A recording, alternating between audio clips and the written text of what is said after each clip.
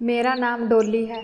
ਅੱਜ ਮੈਂ ਤੁਹਾਨੂੰ ਆਪਣੀ ਕਹਾਣੀ ਦੱਸਣ ਜਾ ਰਹੀ ਹਾਂ, ਜਿਸ ਨੂੰ ਸੁਣ ਕੇ ਤੁਹਾਡੀਆਂ ਅੱਖਾਂ 'ਚ ਹੰਝੂ ਆ ਜਾਣਗੇ। ਮੈਂ 18 ਸਾਲਾਂ ਦੀ ਸੀ ਜਦੋਂ ਮੇਰੇ ਮਾਤਾ-ਪਿਤਾ ਨੂੰ ਮੇਰੇ ਵਿਆਹ ਦੀ ਚਿੰਤਾ ਹੋ ਗਈ। ਭਾਵੇਂ ਮੈਂ ਅਜੇ ਆਪਣੀ ਪੜ੍ਹਾਈ ਪੂਰੀ ਨਹੀਂ ਕੀਤੀ ਸੀ, ਮੈਂ ਹਜੇ ਹਾਈ ਸਕੂਲ ਪੂਰਾ ਕਰ ਰਹੀ ਸੀ। ਮੈਂ ਗਾਜ਼ੀਆਬਾਦ ਰਹਿੰਦੀ ਸੀ। ਸਾਡਾ ਕੋਈ ਰਿਸ਼ਤੇਦਾਰ ਨਹੀਂ ਸੀ ਕਿਉਂਕਿ ਮੇਰੀ ਮਾਂ ਪਿੰਡ ਵਿੱਚ ਵਿਆਹੀ ਹੋਈ ਸੀ। ਮੇਰੇ ਮਾਤਾ-ਪਿਤਾ ਦੇ ਰਿਸ਼ਤੇਦਾਰ ਉੱਥੇ ਰਹਿੰਦੇ ਸਨ। ਕਈ ਸਾਲ ਪਹਿਲਾਂ ਮੇਰੇ ਪਿਤਾ ਜੀ ਆਪਣਾ ਪਿੰਡ ਛੱਡ ਕੇ ਗਾਜ਼ੀਆਬਾਦ ਆ ਗਏ ਸਨ। ਇਸ ਕਰਕੇ ਮੇਰੀ ਮਾਂ ਨੂੰ ਪਿੰਡ ਵਿੱਚ ਰਹਿਣ ਦੀ ਆਦਤ ਨਹੀਂ ਸੀ। ਮੇਰੀ ਮਾਂ ਦਾ ਨਾਨਕਾ ਘਰ ਦਿੱਲੀ ਦੇ ਆਸ-ਪਾਸ ਸੀ ਅਤੇ ਉਹ ਪਿੰਡ ਵਿੱਚ ਵਿਆਹੀ ਹੋਈ ਸੀ। ਇਸ ਕਰਕੇ ਮੇਰੀ ਮਾਂ ਦਾ ਦਿਲ ਪਿੰਡ ਵਿੱਚ ਨਹੀਂ ਲੱਗਦਾ ਸੀ। ਉਹਨਾਂ ਨੇ ਮੇਰੇ ਪੈਦਾ ਹੁੰਦੇ ਹੀ ਪਿੰਡ ਛੱਡ ਦਿੱਤਾ ਸੀ।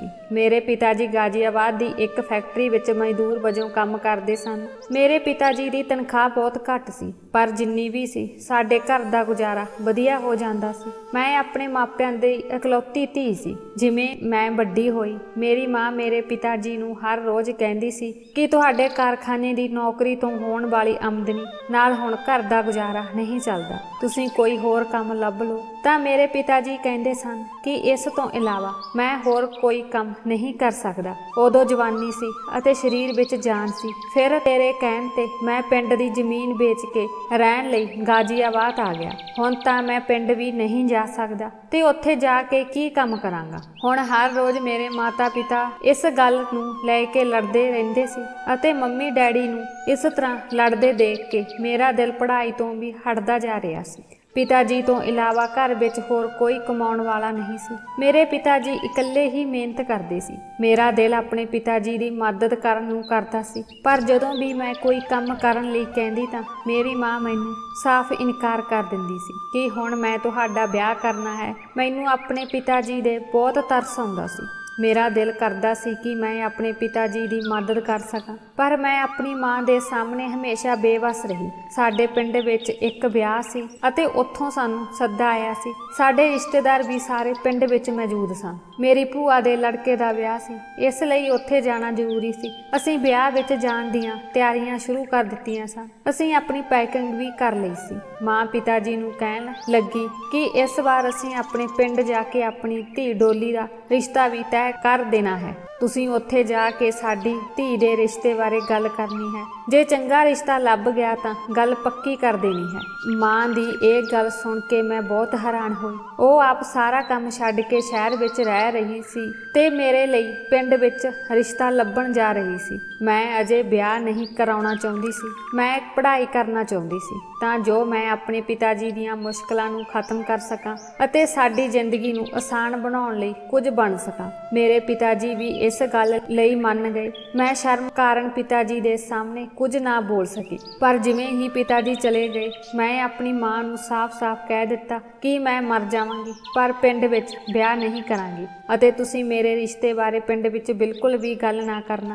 ਅਜਿਹਾ ਨਾ ਹੋਵੇ ਕਿ ਤੁਹਾਨੂੰ ਬਾਅਦ ਵਿੱਚ ਬੇਇੱਜ਼ਤੀ ਦਾ ਸਾਹਮਣਾ ਕਰਨਾ ਪਵੇ। ਮੈਂ ਇੱਥੇ ਸ਼ਹਿਰ ਵਿੱਚ ਰਹਿ ਕੇ ਪੜ੍ਹਾਈ ਅਤੇ ਕੰਮ ਕਰਨਾ ਚਾਹੁੰਦੀ ਹਾਂ ਅਤੇ ਆਪਣੇ ਪਿਤਾ ਜੀ ਦਾ ਸਹਾਰਾ ਬਣਨਾ ਚਾਹੁੰਦੀ ਹਾਂ। ਮੈਨੂੰ ਹੁਣ ਵਿਆਹ ਕਰਨ ਦੀ ਕੋਈ ਕਾਹਲੀ ਨਹੀਂ ਸੀ। 2 ਦਿਨ ਬਾਅਦ ਜਦੋਂ ਅਸੀਂ ਪਿੰਡ ਗਏ ਤਾਂ ਵਿਆਹ ਨਿਪਟ ਜਾਣ ਤੋਂ ਬਾਅਦ ਮੇਰੇ ਪਿਤਾ ਜੀ ਦੇ ਗੁਆਂਢ ਵਿੱਚ ਰਹਿੰਦੇ ਮੇਰੇ ਪਿਤਾ ਜੀ ਦੇ ਦੋਸਤ ਦੇ ਲੜਕੇ ਨਾਲ ਮੇਰਾ ਰਿਸ਼ਤਾ ਤੈਅ ਕਰ ਦਿੱਤਾ ਅਤੇ ਉੱਥੇ ਸਭ ਨੂੰ ਦੱਸਿਆ ਕਿ ਉਸ ਨੇ ਰਿਸ਼ਤਾ ਪੱਕਾ ਕਰ ਦਿੱਤਾ ਹੈ। ਮੈਂ ਮੁੰਡੇ ਨੂੰ ਦੇਖਿਆ ਵੀ ਨਹੀਂ ਸੀ। ਵਿਆਹ ਵਾਲੇ ਘਰ ਵਿੱਚ ਮੌਜੂਦ ਔਰਤਾਂ ਬਾਰ-ਬਾਰ ਮੇਰੇ ਵੱਲ ਦੇਖ ਰਹੀਆਂ ਸਨ। ਇਹ ਸਭ ਕੁਝ ਮੈਨੂੰ ਬਹੁਤ ਅਜੀਬ ਲੱਗ ਰਿਹਾ ਸੀ। ਫਿਰ ਇੱਕ ਔਰਤ ਨੇ ਕਹਿਣਾ ਸ਼ੁਰੂ ਕਰ ਦਿੱਤਾ ਕਿ ਉਹ ਮਨੀਸ਼ ਦੀ ਹੋਣ ਵਾਲੀ ਪਤਨੀ ਹੈ। ਮੈਨੂੰ ਕੁਝ ਸਮਝ ਨਹੀਂ ਆ ਰਿਹਾ ਸੀ। ਜਦੋਂ ਮੈਂ ਆਪਣੀ ਮਾਂ ਨਾਲ ਨਿੱਜੀ ਤੌਰ ਤੇ ਗੱਲ ਕੀਤੀ ਤਾਂ ਉਹਨਾਂ ਨੇ ਵੀ ਕਿਹਾ ਕਿ ਤੁਹਾਡਾ ਰਿਸ਼ਤਾ ਤੈਅ ਹੋ ਗਿਆ ਹੈ, ਹੁਣ ਹੋਰ ਕੁਝ ਕਹਿਣ ਦੀ ਲੋੜ ਨਹੀਂ। ਮਾਂ ਦੀਆਂ ਗੱਲਾਂ ਤੇ ਮੈਨੂੰ ਬਹੁਤ ਗੁੱਸਾ ਆਇਆ ਅਤੇ ਮੈਂ ਕਮਰੇ ਵਿੱਚ ਜਾ ਕੇ ਬਹੁਤ ਰੋਈ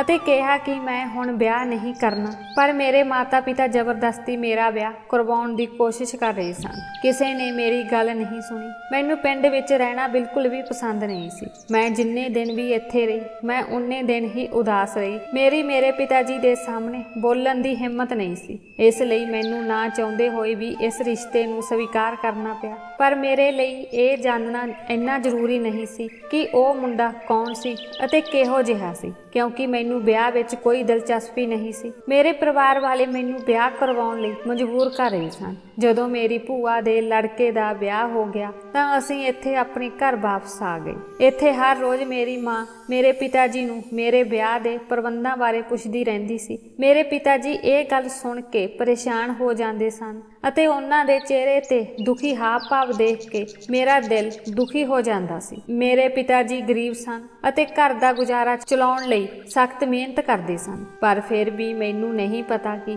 ਉਹ ਦੋਵੇਂ ਮੇਰੇ ਵਿਆਹ ਲਈ ਇੰਨੀ ਕਾਹਲੀ ਕਿਉਂ ਕਰ ਰਹੇ ਸਨ। ਮੇਰੇ ਪਿਤਾ ਜੀ ਆਪਣੀ ਕਮਾਈ ਵਿੱਚ ਕੁਝ ਜੋੜਨ ਦੇ ਯੋਗ ਵੀ ਨਹੀਂ ਸਨ, ਇਸ ਲਈ ਉਹ ਦਿਨੋਂ ਦਿਨ ਹੋਰ ਚਿੰਤਤ ਹੋਣ ਲੱਗੇ। ਇੱਕ ਦਿਨ ਮੇਰੇ ਪਿਤਾ ਜੀ ਨੇ ਮੇਰੀ ਮਾਂ ਨੂੰ ਦੱਸਿਆ ਕਿ ਉਸਦੇ ਕੁਝ ਦੋਸਤ ਪੈਸੇ ਕਮਾਉਣ ਲਈ ਵਿਦੇਸ਼ ਜਾ ਰਹੇ ਹਨ, ਕਿਉਂ ਨਾ ਮੈਂ ਵੀ ਉਹਨਾਂ ਨਾਲ ਵਿਦੇਸ਼ ਜਾਵਾਂ ਅਤੇ ਉੱਥੇ ਜਾ ਕੇ ਤੁਹਾਨੂੰ ਪੈਸੇ ਭੇਜਦਾ ਰਹਾਂਗਾ। ਤੁਸੀਂ ਮੇਰੀ ਧੀ ਦਾ ਦਾਜ ਜੋੜ ਲੈਣਾ। ਜਦੋਂ ਮੈਂ ਆਪਣੇ ਪਿਤਾ ਜੀ ਤੋਂ ਇਹ ਸੁਣਿਆ ਤਾਂ ਮੈਂ ਤੁਰੰਤ ਉਹਨਾਂ ਨੂੰ ਵਿਦੇਸ਼ ਜਾਣ ਤੋਂ ਮਨਾ ਕਰ ਦਿੱਤਾ ਕਿ ਪਿਤਾ ਜੀ ਨੂੰ ਇਸ ਉਮਰ ਵਿੱਚ ਕਿਸੇ ਲਈ ਬਾਹਰ ਜਾਣ ਦੀ ਕੋਈ ਜ਼ਰੂਰਤ ਨਹੀਂ ਹੈ। ਜੇਕਰ ਉਹ ਲੋਕ ਮੈਨੂੰ ਸਵੀਕਾਰ ਕਰਨਾ ਚਾਹੁੰਦੇ ਹਨ ਤਾਂ ਐਵੇਂ ਹੀ ਕਰਨ, ਜੇਕਰ ਉਹ ਦਾਜ ਲੈ ਕੇ ਮੇਰੇ ਨਾਲ ਵਿਆਹ ਕਰਵਾਉਣਾ ਚਾਹੁੰਦੇ ਹਨ, ਇਸ ਲਈ ਮੈਂ ਤੁਹਾਡੇ ਘਰ ਠੀਕ ਹਾਂ, ਮੈਂ ਵਿਆਹ ਨਹੀਂ ਕਰਵਾਉਣਾ। ਇਹ ਸੁਣ ਕੇ ਮੇਰੀ ਮਾਂ ਗੁੱਸੇ ਵਿੱਚ ਆ ਗਈ ਅਤੇ ਮੈਨੂੰ ਕਹਿਣ ਲੱਗੀ, ਤੁਸੀਂ ਕੌਣ ਹੋ ਬਜ਼ੁਰਗਾਂ ਵਿੱਚ ਬੋਲਣ ਵਾਲੀ। ਮੇਰੇ ਪਿਤਾ ਜੀ ਨੇ ਮੇਰੀ ਮਾਂ ਨੂੰ ਚੁੱਪ ਕਰਵਾ ਦਿੱਤਾ ਅਤੇ ਮੇਰੇ ਪਿਤਾ ਜੀ ਮੇਰੇ ਨੇੜੇ ਆ ਕੇ ਮੇਰੇ ਸਿਰ ਤੇ ਹੱਥ ਰੱਖ ਕੇ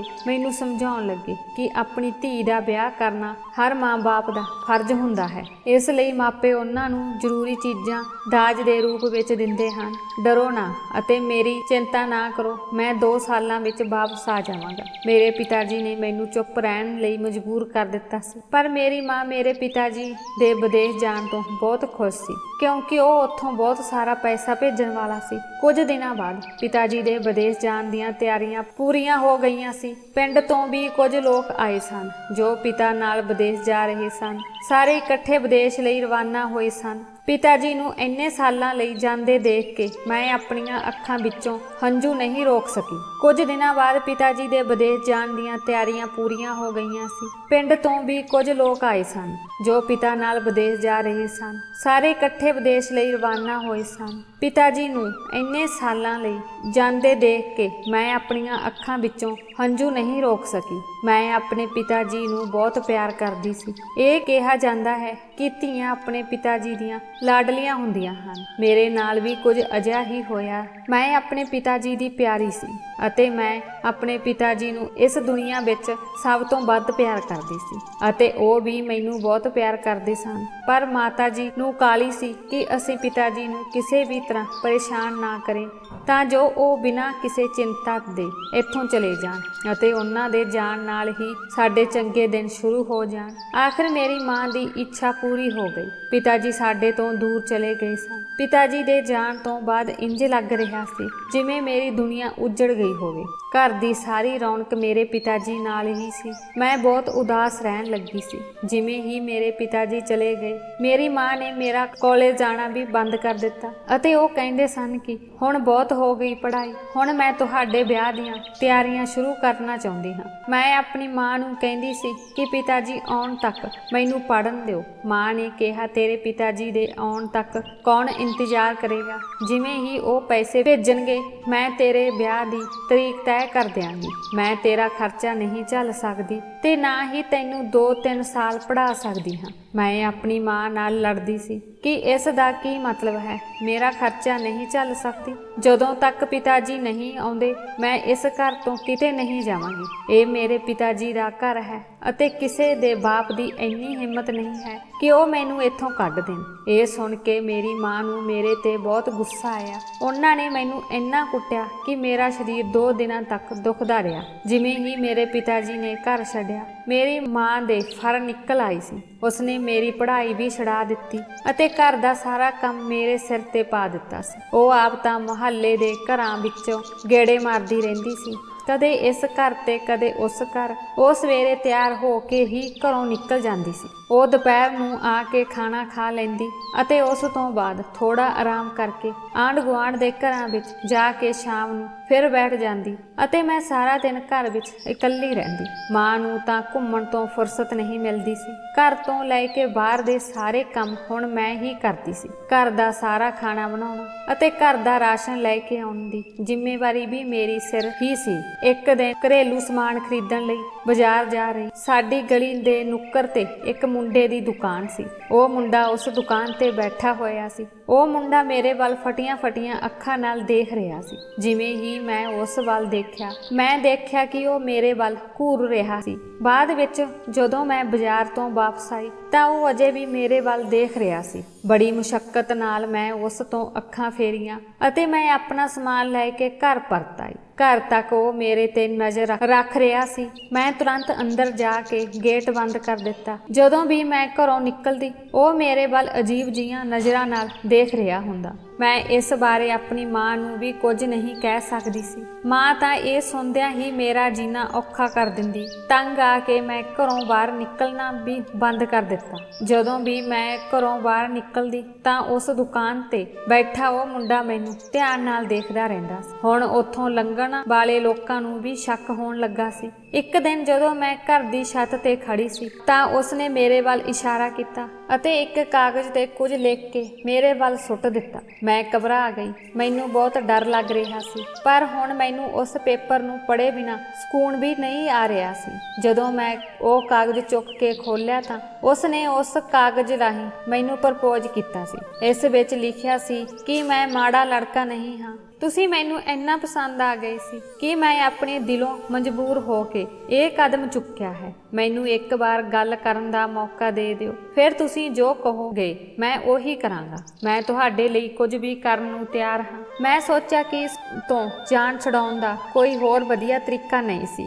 ਮੈਂ ਸੋਚਿਆ ਕਿ ਜੇ ਮੈਂ ਉਸ ਨੂੰ ਕਹਾਂ ਕਿ ਮੇਰੀ ਮੰਗਣੀ ਹੋ ਗਈ ਹੈ ਤਾਂ ਉਸ ਦਾ ਦਿਲ ਟੁੱਟ ਜਾਵੇਗਾ ਅਤੇ ਉਹ ਨਿਰਾਸ਼ ਹੋ ਕੇ ਇੱਥੋਂ ਚਲਾ ਜਾਵੇਗਾ ਅਤੇ ਮੇਰਾ ਪਿੱਛਾ ਕਰਨਾ ਵੀ ਛੱਡ ਦੇਵੇਗਾ। ਇੱਕ ਦਿਨ ਜਿਵੇਂ ਹੀ ਮੇਰੀ ਮਾਂ ਘਰੋਂ ਨਿਕਲੀ ਤਾਂ ਮੈਂ ਮੌਕਾ ਸੰਭਾਲਦਿਆਂ ਹੀ ਉਸ ਨੂੰ ਇਸ਼ਾਰੇ ਨਾਲ ਅੰਦਰ ਬੁਲਾ ਲਿਆ ਅਤੇ ਜਿਵੇਂ ਹੀ ਉਹ ਅੰਦਰ ਆਇਆ ਤਾਂ ਮੈਂ ਝੱਟ ਅੰਦਰੋਂ ਦਰਵਾਜ਼ਾ ਬੰਦ ਕਰ ਲਿਆ। ਉਹ ਬੁਰੀ ਤਰ੍ਹਾਂ ਕੰਬ ਰਿਹਾ ਸੀ। ਮੈਂ ਕੁੜੀ ਸੀ, ਪਰ ਉਹ ਮੇਰੇ ਨਾਲੋਂ ਜ਼ਿਆਦਾ ਡਰਿਆ ਹੋਇਆ ਸੀ। ਮੈਂ ਉਸ ਨੂੰ ਆਰਾਮ ਕਰਨ ਲਈ ਕਿਹਾ ਅਤੇ ਮੈਨੂੰ ਦੱਸੋ ਕਿ ਤੁਸੀਂ ਮੈਨੂੰ ਕੀ ਕਹਿਣਾ ਚਾਹੁੰਦੇ ਹੋ। ਤਾਂ ਉਸਨੇ ਕਿਹਾ ਕਿ ਜਿਸ ਦਿਨ ਤੋਂ ਉਸਨੇ ਮੈਨੂੰ ਦੇਖਿਆ ਹੈ ਉਹ ਆਪਣੇ ਦਿਲ ਦੇ ਹੱਥੋਂ ਬੇਵਸ ਹੋ ਕੇ ਰਹਿ ਗਿਆ ਹੈ। ਨਾ ਦਿਨ ਨੂੰ ਸਕੂਨ ਮਿਲਦਾ ਹੈ, ਨਾ ਰਾਤ ਨੂੰ ਚੈਨ। ਉਹ ਸਾਰੀ ਰਾਤ ਇੰਤਜ਼ਾਰ ਕਰਦਾ ਹੈ ਕਿ ਕਦੋਂ ਦਿਨ ਚੜ੍ਹੇ ਤੇ ਉਹ ਕਦੋਂ ਮੈਨੂੰ ਦੇਖ ਸਕੇ। ਉਸਨੇ ਕਿਹਾ ਕਿ ਡੋਲੀ, ਮੈਨੂੰ ਗਲਤ ਨਾ ਸਮਝੋ। ਮੈਂ ਤੁਹਾਡਾ ਨਾਮ ਅਤੇ ਤੁਹਾਡੇ ਬਾਰੇ ਚੰਗੀ ਤਰ੍ਹਾਂ ਜਾਣਦਾ ਹਾਂ। ਮੈਂ ਕੋਈ ਧੋਖੇਬਾਜ਼ ਜਾਂ ਝੂਠਾ ਨਹੀਂ ਹਾਂ,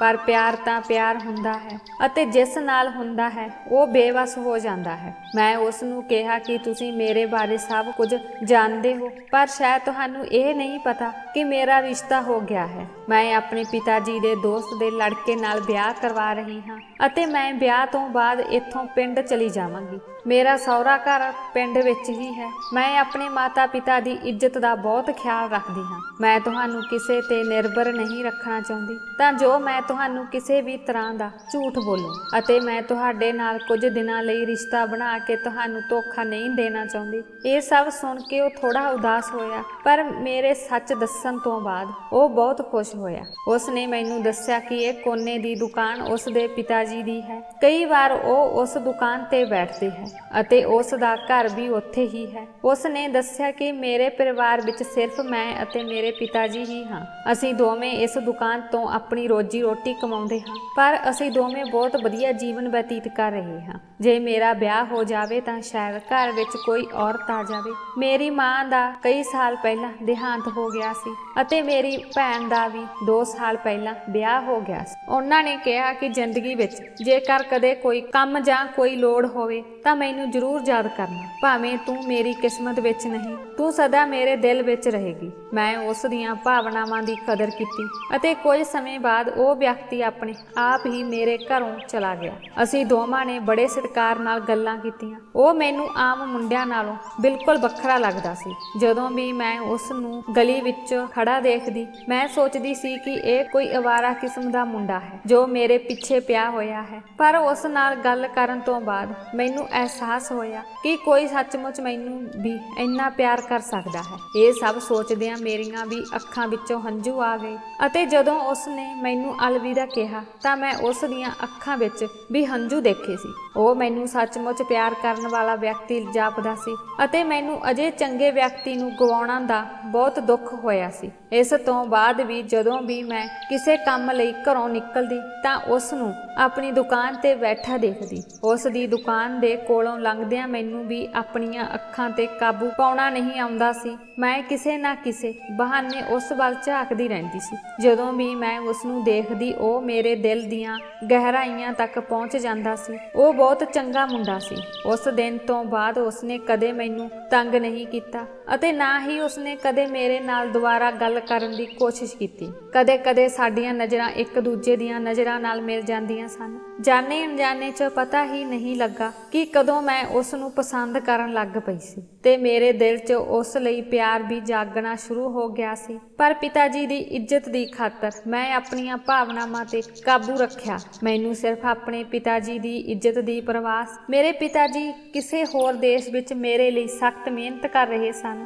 ਮੈਂ ਉਹਨਾਂ ਦੀ ਇੱਜ਼ਤ ਨੂੰ ਕਿਵੇਂ ਮਿੱਟੀ ਵਿੱਚ ਮਿਲਾ ਸਕਦੀ ਸੀ। ਇਸ ਲਈ ਮੈਂ ਆਪਣੇ ਦਿਲ ਨੂੰ ਕਾਬੂ ਵਿੱਚ ਰੱਖਿਆ ਕਿ ਉਹ ਮੈਨੂੰ ਕਿੰਨਾ ਵੀ ਪਿਆਰ ਕਰਦਾ ਹੋਵੇ ਅਤੇ ਕਿੰਨਾ ਵੀ ਚੰਗਾ ਹੋਵੇ। ਮੇਰੀ ਕਿਸਮਤ ਮੇਰੇ ਪਿਤਾ ਜੀ ਦੇ ਫੈਸਲਿਆਂ ਤੇ ਨਿਰਭਰ ਕਰਦੀ ਹੈ। ਮੈਂ ਮੁੜ ਕੇ ਨਾ ਹੀ ਉਸ ਨਾਲ ਗੱਲ ਕੀਤੀ ਅਤੇ ਨਾ ਹੀ ਮੈਂ ਬਹੁਤੀ ਜਾਣ ਪਛਾਣ ਕੀਤੀ। ਅੱਖਾਂ ਦੀਆਂ ਲੋੜਾਂ ਅੱਖਾਂ ਰਾਹੀਂ ਹੀ ਪੂਰੀਆਂ ਹੁੰਦੀਆਂ ਰਹੀਆਂ। ਅਗਲੇ 4 ਮਹੀਨੇ ਇਹ ਸਿਲਸਿਲਾ ਚੱਲਦਾ ਰਿਹਾ ਅਤੇ 4 ਮਹੀਨਿਆਂ ਬਾਅਦ ਪਿਤਾ ਜੀ ਨੇ ਵਿਦੇਸ਼ ਤੋਂ ਬਹੁਤ ਸਾਰਾ ਸਮਾਨ ਭੇਜਿਆ ਅਤੇ ਮੇਰੇ ਦਾਜ ਲਈ ਬਹੁਤ ਸਾਰਾ ਪੈਸਾ। ਮੇਰੀ ਮਾਂ ਨੇ ਮੇਰਾ ਵਿਆਹ ਇਕੱਲਿਆਂ ਕਰਨ ਦਾ ਫੈਸਲਾ ਕਰ ਲਿਆ ਸੀ ਅਤੇ ਮੇਰੇ ਸਹੁਰਿਆਂ ਨੂੰ ਕਿਹਾ ਕਿ ਉਹ ਕੁਝ ਲੋਕਾਂ ਨਾਲ ਮੇਰੇ ਘਰ ਬਰਾਤ ਲੈ ਕੇ ਆ ਜਾਣ। ਮੈਂ ਆਪਣੀ ਮਾਂ ਨੂੰ ਇਹ ਕਹਿ ਕੇ ਮੇਰਾ ਵਿਆਹ ਰੋਕਣ ਦੀ ਕੋਸ਼ਿਸ਼ ਕੀਤੀ ਕਿ ਉਹ ਮੇਰੇ ਪਿਤਾ ਜੀ ਦੇ ਆਉਣ ਤੋਂ ਪਹਿਲਾਂ ਮੇਰੇ ਤੇ ਅਜਿਹਾ ਅਪਰਾਧ ਨਾ ਕਰੇ। ਮੈਂ ਆਪਣੇ ਮਾਤਾ ਪਿਤਾ ਦੇ ਆਸ਼ੀਰਵਾਦ ਨਾਲ ਵਿਦਾ ਹੋਣਾ ਚਾਹੁੰਦੀ ਸੀ ਪਰ ਮੇਰੀ ਮਾਂ ਨੇ ਮੇਰੀ ਗੱਲ ਨਹੀਂ ਸੁਣੀ। ਕੁਝ ਦਿਨਾਂ ਬਾਅਦ ਪਿੰਡ ਦੇ ਕੁਝ ਲੋਕ ਆਏ ਅਤੇ ਵਿਆਹ ਦੀ ਤਰੀਕ ਤੈਅ ਕਰਕੇ ਚਲੇ ਗਏ। ਮੈਂ ਅਜੇ ਮੁੰਡੇ ਦੀ ਫੋਟੋ ਵੀ ਨਹੀਂ ਦੇਖੀ ਸੀ ਤੇ ਦਿਨ ਰਾਤ ਰੋਂਦੀ ਰਹੀ। ਮਾਂ ਨੇ ਪਿਤਾ ਜੀ ਨੂੰ ਆਪਣਾ ਫੈਸਲਾ ਮੰਨਣ ਲਈ ਮਜਬੂਰ ਕੀਤਾ। ਪਿਤਾ ਜੀ ਨੇ ਫੋਨ ਤੇ ਗੱਲ ਕਰਕੇ ਮੈਨੂੰ ਵਿਆਹ ਲਈ ਸਹਿਮਤ ਹੋਣ ਲਈ ਕਿਹਾ। ਪਿਤਾ ਜੀ ਮੈਨੂੰ ਕਹਿਣ ਲੱਗੇ, ਮੇਰਾ ਆਸ਼ੀਰਵਾਦ ਹਮੇਸ਼ਾ ਮੇਰੀ ਬੇਟੀ ਦੇ ਨਾਲ ਰਹੇਗਾ। ਮੈਂ ਹਮੇਸ਼ਾ ਆਪਣੇ ਪਿਤਾ ਜੀ ਦੀ ਸਲਾਹ ਅੱਗੇ ਝੁਕਦੀ ਰਹੀ ਅਤੇ ਇਸ ਵਾਰ ਵੀ ਮੈਂ ਉਹਨਾਂ ਦੀ ਸਲਾਹ ਤੇ ਚੁੱਪ ਰਹੀ ਅਤੇ ਉਹਨਾਂ ਦੀ ਗੱਲ ਮੰਨ ਲਈ। ਵਿਆਹ ਦੀਆਂ ਤਿਆਰੀਆਂ ਹੋ ਰਹੀਆਂ ਸਨ। ਹੌਲੀ-ਹੌਲੀ ਮੇਰਾ ਦਮ ਘੁੱਟਣ ਲੱਗਾ। ਮੇਰਾ ਪੱਖ ਲੈਣ ਵਾਲਾ, ਮੈਨੂੰ ਦਿਲਾਸਾ ਦੇਣ ਵਾਲਾ ਕੋਈ ਨਹੀਂ ਸੀ। ਮੇਰੀ ਮਾਂ ਹਮੇਸ਼ਾ ਖਰੀਦਦਾਰੀ ਵਿੱਚ ਰੁੱਝੀ ਰਹਿੰਦੀ ਸੀ। ਉਹ ਮੇਰੇ ਪਿਤਾ ਜੀ ਦੀ ਕਮਾਈ ਨੂੰ ਦੋਹਾਂ ਹੱਥਾਂ ਨਾਲ ਲੁਟਾਉਣ ਵਿੱਚ ਰੁੱਝੀ ਹੋਈ ਸੀ। ਵਿਆਹ ਲਈ ਕੁਝ ਮੇਰੇ ਕੱਪੜੇ ਬਣਾਉਂਦੀ ਅਤੇ ਉਹ ਆਪਣੇ ਲਈ ਮੇਰੇ ਤੋਂ ਡਬਲ ਕੱਪੜੇ ਲੈ ਕੇ ਆਉਂਦੀ ਸੀ। ਮਾਂ ਨੇ ਆਂਢ ਗੁਆਂਢ ਵਿੱਚ ਵਿਆਹ ਦੇ ਸੱਦੇ ਵੀ ਦੇਣੇ ਸ਼ੁਰੂ ਕਰ ਦਿੱਤੇ ਸਨ ਅਤੇ ਉਹੀ ਔਰਤ ਨੂੰ ਖਰੀਦਦਾਰੀ ਤੇ ਆਪਣੇ ਨਾਲ ਲੈ ਜਾਂਦੀ ਸੀ। ਮੇਰੀ ਮਾਂ ਨੇ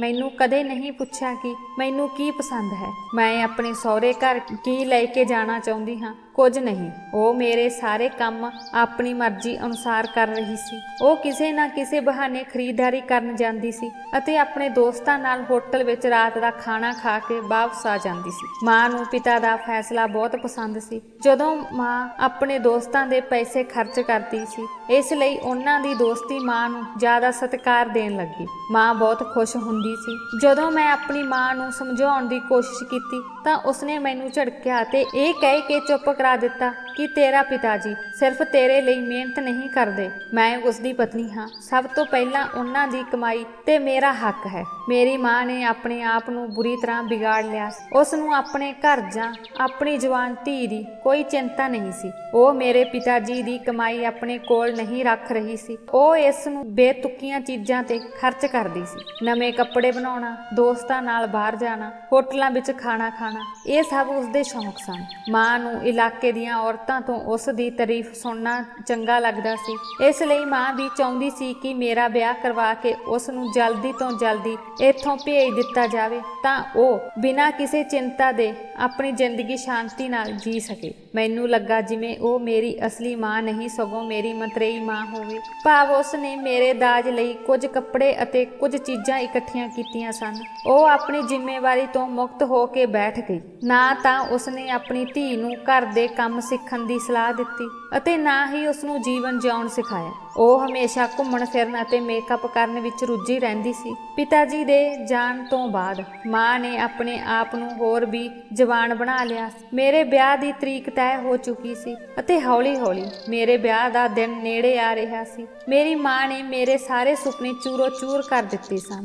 ਮੈਂ ਪੜ੍ਹ ਕੇ ਕੁਝ ਬਣਨਾ ਚਾਹੁੰਦੀ ਸੀ, ਪਰ ਵਿਆਹ ਤੋਂ ਬਾਅਦ ਮੇਰੇ ਸਾਰੇ ਸ਼ੌਂਕ ਖਤਮ ਹੋਣ ਵਾਲੇ ਸਨ। ਮੇਰੀ ਮਾਂ ਨੂੰ ਨਾ ਤਾਂ ਮੇਰੇ ਆਰਾਮ ਦੀ ਪਰਵਾਹ ਸੀ ਅਤੇ ਨਾ ਹੀ ਉਸ ਨੂੰ ਮੇਰੇ ਵਿਆਹ ਦੀ ਬਹੁਤੀ ਚਿੰਤਾ ਸੀ। ਮਾਤਾ ਜੀ ਕਹਿੰਦੇ ਸਨ ਕਿ ਪਿੰਡ ਦੇ ਲੋਕ ਮੇਕਅਪ ਆਦਿ ਬਾਰੇ ਬਹੁਤਾ ਨਹੀਂ ਜਾਣਦੇ, ਇਸ ਲਈ ਤੁਸੀਂ ਜਿਵੇਂ ਹੋ ਠੀਕ ਹੋ, ਤੁਹਾਨੂੰ ਕੁਝ ਕਰਨ ਦੀ ਕੋਈ ਲੋੜ ਨਹੀਂ ਹੈ। ਵੈਸੇ ਵੀ ਤੂੰ ਸੋਹਣੀ ਹੈ, ਤੇਰੇ ਪਤੀ ਨੇ ਤੈਨੂੰ ਇਸ ਤਰ੍ਹਾਂ ਹੀ ਪਸੰਦ ਕੀਤਾ ਹੈ। ਇਹ ਸਭ ਸੁਣ ਕੇ ਮੇਰਾ ਦਿਲ ਟੁੱਟ ਜਾਂਦਾ ਸੀ ਕਿ ਜੇ ਉਹਨਾਂ ਨੂੰ ਕੁਝ ਨਹੀਂ ਪਤਾ ਤਾਂ ਮੇਰਾ ਪਿੰਡ ਵਿੱਚ ਰਿਸ਼ਤਾ ਕਿਉਂ ਕੀਤਾ। ਕਈ ਵਾਰ ਤਾਂ ਮੇਰਾ ਦਿਲ ਕਰਦਾ ਸੀ ਕਿ ਮੈਂ ਰਿਤੇਸ਼ ਨਾਲ ਭੱਜ ਜਾਵਾਂ। ਰਿਤੇਸ਼ ਮੈਨੂੰ ਬਹੁਤ ਪਿਆਰ ਕਰਦਾ ਸੀ, ਪਰ ਪਿਤਾ ਜੀ ਦਾ ਖਿਆਲ ਮੈਨੂੰ ਹਰ ਵੇਲੇ ਰੋਕਦਾ ਰਹਿੰਦਾ ਸੀ। ਵਿਆਹ ਤੋਂ ਪਹਿਲਾਂ ਮੈਂ ਰਿਤੇਸ਼ ਨੂੰ ਆਖਰੀ ਵਾਰ ਮਿਲਣਾ ਚਾਹੁੰਦੀ ਸੀ ਅਤੇ ਉਸ ਨਾਲ ਗੱਲ ਕਰਕੇ ਆਪਣੇ ਦਿਲ ਤੋਂ ਸਾਰਾ ਬੋਝ ਉਤਾਰਨਾ ਚਾਹੁੰਦੀ ਸੀ, ਕਿਉਂਕਿ ਮੈਨੂੰ ਲੱਗਦਾ ਸੀ ਕਿ ਦੁਨੀਆ ਦਾ ਉਹੀ ਵਿਅਕਤੀ ਹੈ ਜੋ ਮੇਰੀ ਪਰਵਾਹ ਕਰਦਾ ਹੈ ਅਤੇ ਜਿਸ ਲਈ ਮੈਂ ਸਭ ਤੋਂ ਵੱਧ ਹਾਂ। ਇੱਕ ਦਿਨ ਮਾਂ ਦੇ ਘਰੋਂ ਨਿਕਲਣ ਤੋਂ ਬਾਅਦ ਮੈਂ ਵੀ ਘਰ ਨੂੰ ਤਾਲਾ ਲਗਾ ਕੇ ਚੁੱਪਚਾਪ ਰਿਤੇਸ਼ ਦੀ ਦੁਕਾਨ ਤੇ ਚਲੀ ਗਈ। ਉਹ ਮੈਨੂੰ ਦੇਖ ਕੇ ਉਹ ਝੱਟ ਉੱਠ ਖੜਾ ਹੋ ਗਿਆ। ਉਹ ਮੈਨੂੰ ਦੇਖ ਕੇ ਬਹੁਤ ਖੁਸ਼ ਹੋਇਆ। ਉਸਦੇ ਚਿਹਰੇ ਤੇ ਖੁਸ਼ੀ ਸਾਫ਼ ਝਲਕਦੀ ਸੀ ਕਿ ਉਹ ਮੈਨੂੰ ਕਿੰਨਾ ਪਿਆਰ ਕਰਦਾ ਹੈ। ਫਿਰ ਮੈਂ ਉਸ ਨੂੰ ਚਿੱਠੀ ਦਿੱਤੀ। ਇਸ ਵਿੱਚ ਲਿਖਿਆ ਸੀ ਕਿ ਕੱਲ ਦੁਪਹਿਰ 3 ਵਜੇ ਮੈਨੂੰ ਲੈਣ ਲਈ ਆ ਜਾਣਾ। ਮੈਂ ਕहीं ਦੂਰ ਇਕੱਲੇ ਵਿੱਚ ਤੇਰੇ ਨਾਲ ਗੱਲ ਕਰਨਾ ਚਾਹੁੰਦੀ ਹਾਂ। ਉਸਨੇ ਉਹ ਚਿੱਠੀ ਬਿਨਾਂ ਪੜ੍ਹੇ ਆਪਣੀ ਜੇਬ ਵਿੱਚ ਪਾ ਲਈ ਅਤੇ ਮੈਂ ਆਪਣੇ ਘਰ ਵਾਪਸ ਆ ਗਈ। ਹਰ ਰੋਜ਼ 3 ਵਜੇ ਮਾਂ ਆਪਣੇ ਦੋਸਤਾਂ ਨਾਲ ਕਿਤੇ ਚਲੀ ਜਾਂਦੀ ਸੀ। ਮਾਤਾ ਜੀ ਘਰੋਂ ਚਲੇ ਗਏ ਸਨ ਅਤੇ ਮੈਂ ਇਕੱਲੀ ਸੀ, ਇਸ ਲਈ ਮੈਂ ਆਪਣੇ ਦਿਲ ਤੋਂ ਸਾਰਾ ਬੋਝ ਉਤਾਰਨਾ ਚਾਹੁੰਦੀ ਸੀ। ਅਗਲੇ ਦਿਨ ਜਦੋਂ ਮਾਂ ਚਲੀ ਗਈ ਤਾਂ ਮੈਂ ਉਸ ਦੇ ਨਾਲ ਘਰ ਦਾ ਦਰਵਾਜ਼ਾ ਅੰਦਰੋਂ ਬੰਦ ਕਰ ਦਿੱਤਾ ਤਾਂ ਜੋ ਉਹਨਾਂ ਨੂੰ ਲੱਗੇ ਕਿ ਮੈਂ ਘਰ ਦੇ ਅੰਦਰ ਹਾਂ। ਜਿਵੇਂ ਹੀ ਰਿਤੇਸ਼ 3 ਵਜੇ ਆਪਣੀ ਬਾਈਕ ਲੈ ਕੇ ਗਲੀ ਵਿੱਚ ਆਇਆ, ਮੇਰੀ ਨਜ਼ਰ ਉਸ ਤੇ ਪਈ ਅਤੇ ਮੈਂ ਮੁਸਕਰਾਈ। ਉਹ ਵੀ ਮੇਰੇ ਵੱਲ ਦੇਖ ਕੇ ਮੁਸਕਰਾ ਰਿਹਾ ਸੀ। ਮਾਂ ਘਰੋਂ ਚਲੀ ਗਈ ਸੀ। ਹੁਣ ਮੇਰੇ ਕੋਲ ਇੱਕ ਚੰਗਾ ਬਹਾਨਾ ਸੀ। ਮੈਂ ਰਿਤੇਸ਼ ਨੂੰ ਰੋਕਣ ਦਾ ਇਸ਼ਾਰਾ ਕੀਤਾ ਅਤੇ ਦੁਪੱਟੇ ਨਾਲ ਆਪਣਾ ਮੂੰਹ ਚੰਗੀ ਤਰ੍ਹਾਂ ਢੱਕ ਲਿਆ ਤਾਂ ਕਿ ਕੋਈ ਮੈਨੂੰ ਪਛਾਣ ਨਾ ਸਕੇ। ਵੈਸੇ ਵੀ ਮਾਂ ਨੇ ਸ਼ਾਮ ਨੂੰ ਹੀ ਵਾਪਸ ਆਉਣਾ ਸੀ। ਮੈਨੂੰ ਡਰ ਸੀ ਕਿ ਸ਼ਾਇਦ ਕੋਈ ਉਸ ਨਾਲ ਮੇਰੀ ਪਛਾਣ ਨਾ ਕਰ ਲਵੇ, ਇਸ ਲਈ ਮੈਨੂੰ ਆਪਣਾ ਮੂੰਹ ਲੁਕਾਉਣਾ ਜ਼ਰੂਰੀ ਸੀ। ਥੋੜੀ ਦੂਰ ਪੈਦਲ ਤੁਰ ਕੇ ਮੈਂ ਉਸ ਦੇ ਨਾਲ ਮੋਟਰਸਾਈਕਲ ਤੇ ਬੈਠ ਗਈ। ਮੈਂ ਜ਼ਿੰਦਗੀ ਵਿੱਚ ਪਹਿਲੀ ਵਾਰ ਕਿਸੇ ਅਣਜਾਣ ਮੁੰਡੇ ਨਾਲ ਮੋਟਰਸਾਈਕਲ ਤੇ ਬੈਠੀ ਸੀ। ਬਾਈਕ ਸਟਾਰਟ ਕਰਦੇ ਹੋਏ ਉਸਨੇ ਮੈਨੂੰ ਧਿਆਨ ਨਾਲ ਬੈਠਣ ਲਈ ਕਿਹਾ ਅਤੇ ਮੈਂ ਆਪਣਾ ਇੱਕ ਹੱਥ ਉਸਦੇ ਮੋਢੇ ਤੇ ਰੱਖਿਆ। ਉਹ ਬਹੁਤ ਖੁਸ਼ ਹੋ ਗਿਆ ਅਤੇ ਫਿਰ ਅਸੀਂ ਕਾਫੀ ਦੂਰ ਤੱਕ ਤੁਰਦੇ ਰਹੇ। ਕੁਝ ਦੇਰ ਬਾਅਦ ਉਸਨੇ ਇੱਕ ਰੈਸਟੋਰੈਂਟ ਦੇ ਸਾਹਮਣੇ ਬਾਈਕ ਰੋਕ ਦਿੱਤੀ। ਇਸ ਤੋਂ ਬਾਅਦ ਅਸੀਂ ਰੈਸਟੋਰੈਂਟ ਦੇ ਅੰਦਰ ਚਲੇ ਗਏ। ਉੱਥੇ ਬਹੁਤ ਸਾਰੇ ਲੋਕ ਬੈਠੇ ਸਨ, ਪਰ ਸਾਨੂੰ ਕੋਈ ਨਹੀਂ ਜਾਣਦਾ ਸੀ। ਅਸੀਂ ਦੋਵੇਂ ਇੱਕ ਕੋਨੇ ਵਿੱਚ ਕੁਰਸੀ ਤੇ ਬੈਠ ਗਏ ਅਤੇ ਰਿਤੇਸ਼ ਨੇ 2 ਕੋਲਡ ਡਰਿੰਕ ਦਾ ਆਰਡਰ ਦਿੱਤਾ। ਅਸੀਂ ਦੋਵੇਂ ਕਾਫੀ ਦੇਰ ਤੱਕ ਚੁੱਪ ਬੈਠੇ ਰਹੇ। ਨਾ ਤਾਂ ਸਾਡਾ ਕੋਈ ਰਿਸ਼ਤਾ ਸੀ ਅਤੇ ਨਾ ਹੀ ਕਿਸੇ ਤਰ੍ਹਾਂ ਦੇ ਰਿਸ਼ਤੇ ਦੀ ਕੋਈ ਉਮੀਦ ਸੀ, ਪਰ ਫਿਰ ਵੀ ਅਸੀਂ ਦੋਵੇਂ ਇਕੱਠੇ ਨਿਕਲ ਆਏ ਸੀ। ਪਰ ਸਾਡੇ ਦੋਵਾਂ ਦੇ ਦਿਲਾਂ ਵਿੱਚ ਅਜੇ ਵੀ ਪਿਆਰ ਸੀ। ਇੰਨੇ ਵਿੱਚ ਵੇਟਰ ਵੀ ਕੋਲਡ ਡਰਿੰਕ ਲੈ ਕੇ ਪਹੁੰਚ ਗਿਆ ਸੀ। ਰਿਤੇਸ਼ ਨੇ ਮੈਨੂੰ ਕਿਹਾ ਕਿ ਜੇਕਰ ਤੁਸੀਂ ਕੁਝ ਹੋਰ ਖਾਣਾ ਚਾਹੁੰਦੇ ਹੋ ਤਾਂ ਮੈਂ ਤੁਹਾਡੇ ਲਈ ਆਰਡਰ ਕਰ ਦਿਆਂਗਾ। ਮੈਂ ਕਿਹਾ ਨਹੀਂ, ਮੈਂ ਕੁਝ ਨਹੀਂ ਖਾਣਾ ਚਾਹੁੰਦੀ। ਸਾਡੀ ਗੱਲਬਾਤ ਇਸ ਤਰ੍ਹਾਂ ਸ਼ੁਰੂ ਹੋਈ। ਮੈਂ ਕਿਹਾ ਰਿਤੇਸ਼, ਸ਼ਾਇਦ ਇਹ ਸਾਡੀ ਇਸ ਤਰ੍ਹਾਂ ਪਹਿਲੀ ਅਤੇ ਆਖਰੀ ਮੁਲਾਕਾਤ ਹੋਵੇਗੀ ਅਤੇ ਫਿਰ 4 ਦਿਨਾਂ ਬਾਅਦ ਮੈਂ ਹਮੇਸ਼ਾ ਲਈ ਕਿਸੇ ਹੋਰ ਦੀ ਬਣ ਜਾਵਾਂਗੀ। ਪਰ ਇਸ ਤੋਂ ਪਹਿਲਾਂ ਮੈਂ ਆਪਣੀ ਦਿਲ ਤੋਂ ਬੋਝ ਉਤਾਰ ਕੇ ਤੁਹਾਨੂੰ ਸੱਚ ਦੱਸਣਾ ਚਾਹੁੰਦੀ ਸੀ ਕਿ ਤੁਹਾਡਾ ਪਿਆਰ ਸਿਰਫ ਇੱਕ ਤਰਫਾ ਨਹੀਂ ਹੈ। ਰਿਤੇਸ਼, ਤੇਰੇ ਪਿਆਰ ਵਿੱਚ ਇੰਨੀ ਤਾਕਤ ਸੀ ਕਿ ਮੈਂ ਵੀ ਤੈਨੂੰ ਪਿਆਰ ਕਰਨ ਲਈ ਮਜਬੂਰ ਹੋ ਗਈ ਹਾਂ। ਪਰ ਕਿਸਮਤ ਅਜਿਹੀ ਹੈ ਕਿ ਤੂੰ ਮੇਰੇ ਰਿਸ਼ਤੇ ਤੋਂ ਬਾਅਦ ਮੇਰੀ ਜ਼ਿੰਦਗੀ ਵਿੱਚ ਆਇਆ ਜੇ ਤੂੰ ਪਹਿਲਾਂ ਆਇਆ ਹੁੰਦਾ ਤਾਂ ਮੈਂ ਸਾਰੀ ਦੁਨੀਆ ਨਾਲ ਲੜ ਕੇ ਵੀ ਤੇਰੇ ਤੋਂ ਬਿਨਾਂ ਕਿਸੇ ਹੋਰ ਨਾਲ ਰਿਸ਼ਤਾ ਕਾਇਮ ਨਹੀਂ ਕਰਨਾ ਸੀ। ਪਰ ਹੁਣ ਮੈਂ ਕੀ ਕਰਾਂ? ਮੇਰੇ ਪਿਤਾ ਜੀ ਮੇਰੇ ਵਿਆਹ ਲਈ ਦੂਜੇ ਦੇਸ਼ ਵਿੱਚ ਦਿਨ ਰਾਤ ਕੰਮ ਕਰ ਰਹੇ ਹਨ। ਹੁਣ ਮੈਂ ਉਹਨਾਂ ਦੀ ਸਾਰੀ ਮਿਹਨਤ ਨੂੰ ਕਿਵੇਂ ਬਰਬਾਦ ਕਰ ਸਕਦੀ ਹਾਂ ਅਤੇ ਉਹਨਾਂ ਦਾ ਅਪਮਾਨ ਕਿਵੇਂ ਕਰ ਸਕਦੀ ਹਾਂ, ਕਿਉਂਕਿ ਉਹ ਆਪਣੇ ਪਿੰਡ ਜਵਾਨ ਦੇ ਕੇ ਆਏ ਹੈ। ਰਿਤੇਸ਼, ਜੋ ਮੇਰੀਆਂ ਗੱਲਾਂ ਸੁਣ ਕੇ ਪੂਰੀ ਤਰ੍ਹਾਂ ਟੁੱਟ ਗਿਆ ਸੀ, ਉਹ ਮੈਨੂੰ ਮਿਲ ਕੇ ਬਹੁਤ ਖੁਸ਼ ਹੋਇਆ ਅਤੇ ਮੈਂ ਉਸ ਨੂੰ ਆਪਣੇ ਪਿਆਰ ਦਾ ਇਜ਼ਹਾਰ ਕੀਤਾ। ਉਹ ਉਦਾਸ ਵੀ ਸੀ ਕਿ ਉਹ ਮੈਨੂੰ ਹਾਸਲ ਨਹੀਂ ਕਰ ਸਕਿਆ। ਫਿਰ ਵੀ ਉਹ ਬੰਦਾ ਬੜੀ ਮੁਸ਼ਕਲ ਨਾਲ ਆਪਣੇ ਆਪ ਨੂੰ ਕਾਬੂ ਕਰ ਰਿਹਾ ਸੀ ਅਤੇ ਮੈਨੂੰ ਤਸੱਲੀ ਦੇ ਰਿਹਾ ਸੀ ਕਿ ਦੁਨੀਆ ਵਿੱਚ ਹਰ ਕੋਈ ਆਪਣਾ ਪਿਆਰ ਹਾਸਲ ਨਹੀਂ ਕਰ ਸਕਦਾ। ਸਾਡੇ ਦੋਵਾਂ ਲਈ ਇਹ ਕਾਫੀ ਹੈ ਕਿ ਅਸੀਂ ਪਿਆਰ ਕਰ ਲਿਆ ਹੈ। ਇਹ ਸੁਣ ਕੇ ਮੈਂ ਰੋਣ ਲੱਗ ਪਈ। ਉਹ ਮੈਨੂੰ ਚੁੱਪ ਕਰਵਾਉਣ ਲਈ 1000 ਵਾਰ ਕੋਸ਼ਿਸ਼ ਕਰਦਾ ਰਿਹਾ ਅਤੇ ਫਿਰ ਉਹ ਖੁਦ ਰੋਣ ਲੱਗ ਪਿਆ। ਉਸ ਦਿਨ ਅਸੀਂ ਜ਼ਿੰਦਗੀ ਦੀਆਂ ਬਹੁਤ ਸਾਰੀਆਂ ਗੱਲਾਂ ਇੱਕ ਦੂਜੇ ਨਾਲ ਸਾਂਝੀਆਂ ਕੀਤੀਆਂ ਅਤੇ ਅਸੀਂ ਇਸ ਵਾਅਦੇ ਨਾਲ ਵੱਖ ਹੋ ਗਏ ਕਿ ਜੇਕਰ ਸਾਨੂੰ ਜ਼ਿੰਦਗੀ ਵਿੱਚ ਕਦੇ ਵੀ ਇੱਕ ਦੂਜੇ ਦੀ ਲੋੜ ਪਈ ਤਾਂ ਅਸੀਂ ਕਹਿਣ ਤੋਂ ਕਦੇ ਨਹੀਂ ਡਰਾਂਗੇ। ਉਸ ਨੇ ਮੈਨੂੰ ਕਿਹਾ ਕਿ ਭਾਵੇਂ ਕਿੰਨਾ ਵੀ ਸਮਾਂ ਲੰਘ ਜਾਵੇ, ਤੁਹਾਡੀ ਲੋੜ ਹਮੇਸ਼ਾ ਮੇਰੀ ਪਹਿਲੀ ਜ਼ਿੰਮੇਵਾਰੀ ਹੋਵੇਗੀ। ਅਸੀਂ ਦੋਹਾਂ ਨੇ ਉਹ ਦਿਨ ਹੱਸਦੇ ਖੇਡਦੇ ਅਤੇ ਮਜ਼ਾਕ ਉਡਾਉਂਦੇ ਹੋਏ ਬਤੀਤ ਕੀਤਾ ਸੀ। ਦੋਵਾਂ ਨੇ ਰੈਸਟੋਰੈਂਟ ਵਿੱਚ ਬੈਠ ਕੇ ਖਾਣਾ ਖਾਧਾ ਅਤੇ ਫਿਰ ਉਹ ਮੈਨੂੰ ਘਰ ਛੱਡਣ ਆਇਆ। ਮੈਂ ਕਿਹਾ ਇੱਕ ਵਾਰ ਫਿਰ ਅੰਦਰ ਆ ਜਾਓ, ਪਰ ਉਹ ਨਹੀਂ ਮੰਨਿਆ ਅਤੇ ਮੈਨੂੰ ਛੱਡ ਕੇ ਚਲਾ ਗਿਆ। ਮੈਂ ਹੁਣੇ ਹੀ ਇਸ ਦਿਨ ਦੀਆਂ ਖੂਬਸੂਰਤ ਯਾਦਾਂ ਨੂੰ ਆਪਣੇ ਦਿਲ ਵਿੱਚ ਲੈ ਕੇ ਵਾਪਸ ਆ ਗਈ ਸੀ ਅਤੇ ਵਿਆਹ ਦੀਆਂ ਤਿਆਰੀਆਂ ਪੂਰੀਆਂ ਹੋ ਗਈਆਂ ਸੀ। ਜਲਦੀ ਹੀ ਵਿਆਹ ਦਾ ਦਿਨ ਆ ਗਿਆ। ਮੇਰੀ ਬਰਾਤ ਆਈ ਤੇ ਮੇਰਾ ਵਿਆਹ ਹੋ ਗਿਆ। ਮੈਂ ਆਪਣੇ ਹੋਣ ਵਾਲੇ ਪਤੀ ਨੂੰ ਆਪਣੇ ਵਿਆਹ ਵਾਲੇ ਦਿਨ ਪਹਿਲੀ ਵਾਰ ਦੇਖਿਆ, ਜੋ ਹੁਣ ਮੇਰਾ ਪਤੀ ਬਣ ਚੁੱਕਾ ਸੀ। ਉਹ ਜ਼ਿਆਦਾ ਬਿਹਤਰ ਨਹੀਂ ਸੀ। ਉਹ ਤਾਂ ਇੱਕ ਸਧਾਰਨ ਪੇਂਡੂ ਜਿਹਾ ਦਿਸਦਾ ਸੀ, ਪਰ ਮੇਰੇ ਮਾਪਿਆਂ ਦੀ ਪਸੰਦ ਦੇ ਸਾਹਮਣੇ ਮੈਂ ਹਾਰ ਮੰਨ ਲਈ ਸੀ। ਹੁਣ ਤਾਂ ਮੇਰਾ ਵਿਆਹ ਹੋ ਗਿਆ ਸੀ।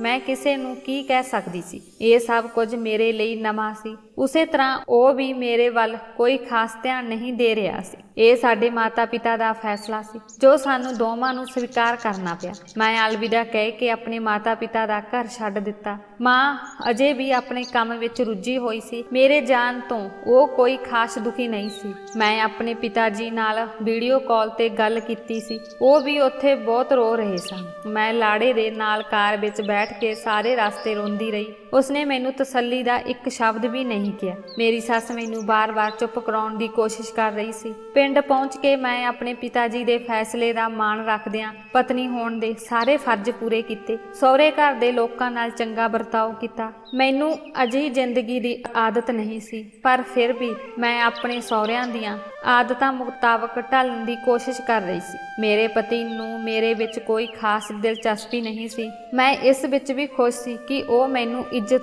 ਦਿੰਦਾ ਰਹੇ, ਪਰ ਕੁਝ ਦਿਨਾਂ ਬਾਅਦ ਇਸ ਦੀ ਅਸਲੀਅਤ ਵੀ ਮੇਰੇ ਸਾਹਮਣੇ ਸਪਸ਼ਟ ਹੋ ਗਈ। ਉਹ ਰਾਤ ਨੂੰ ਕਾਫੀ ਦੇਰ ਤੱਕ ਕੁੜੀਆਂ ਨਾਲ ਗੱਲਾਂ ਕਰਦਾ ਰਹਿੰਦਾ ਸੀ। ਉਹ ਮੈਨੂੰ ਇੰਨਾ ਹੱਕ ਨਹੀਂ ਦਿੰਦਾ ਸੀ ਕਿ ਮੈਂ ਉਸ ਨਾਲ ਲੜਦੀ ਜਾਂ ਇਸ ਗਲਤ ਕੰਮ ਕਰਨ ਤੋਂ ਰੋਕਦੀ। ਉਸ ਨੂੰ ਮੇਰੀ ਬਿਲਕੁਲ ਵੀ ਪਰਵਾਹ ਨਹੀਂ ਸੀ। ਘਰ ਵਾਲਿਆਂ ਨੇ ਤਾਂ ਮੈਨੂੰ ਘਰ ਦਾ ਹਿੱਸਾ ਬਣਾ ਲਿਆ ਸੀ। ਜੇ ਮੈਂ ਆਪਣੇ ਪਤੀ ਦੀ ਸ਼ਿਕਾਇਤ ਸੱਸ ਨੂੰ ਕਰਦੀ ਤਾਂ ਉਹ ਮੈਨੂੰ ਇਹ ਕਹਿ ਕੇ ਦਿਲਾਸਾ ਦਿੰਦੀ ਕਿ ਅੱਜ ਕੱਲ ਹਰ ਮੁੰਡੇ ਦਾ ਇਹੀ ਹਾਲ ਹੈ, ਬਸ ਇੱਜ਼ਤ ਨਾਲ ਇਸ ਘਰ ਵਿੱਚ ਰਹੋ। ਉਹ ਸਾਰੀਆਂ ਕੁੜੀਆਂ ਸਿਰਫ ਟਾਈਮ ਪਾਸ ਲਈ ਹਨ, ਤੁਸੀਂ ਘਰ ਦੀ ਅਸਲ ਮਾਲਕਿਨ ਰਹੋਗੀ। ਨਵਾਂ ਵਿਆਹ ਹੈ, ਪੁਰਾਣੀਆਂ ਆਦਤਾਂ ਹੌਲੀ-ਹੌਲੀ ਦੂਰ ਹੋ ਜਾਣਗੀਆਂ। ਮਤਲਬ ਉਸਦੇ ਮਾਤਾ ਪਿਤਾ ਨੂੰ ਵੀ ਉਸਦੀ ਆਦਤ ਦਾ ਪਤਾ ਸੀ। ਮੇਰੇ ਵਿਆਹ ਨੂੰ 4 ਮਹੀਨੇ ਹੋ ਗਏ ਸਨ ਅਤੇ 4 ਮਹੀਨਿਆਂ ਬਾਅਦ ਮੈਂ ਗਰਭਵਤੀ ਹੋ ਗਈ।